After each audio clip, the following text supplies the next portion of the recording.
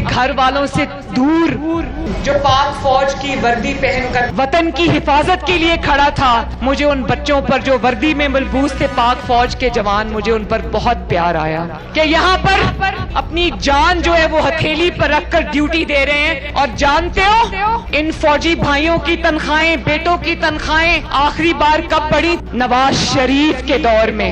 दफा के लिए 250 अरब रखा गया है और उसके अलावा पेंशनें डाल के 300 अरब जो 20% बनता है बजट का, वो दफा के लिए रखा गया है। जो बजट में इस वक्त इनके एलोकेशन हुई है उनके ऊपर इनका हक नहीं बनता।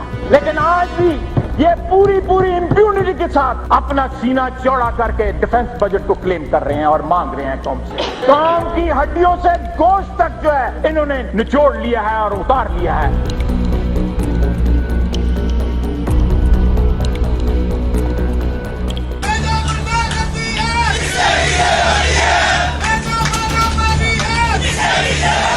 Thank you. जीते रहो, सलामत रहो।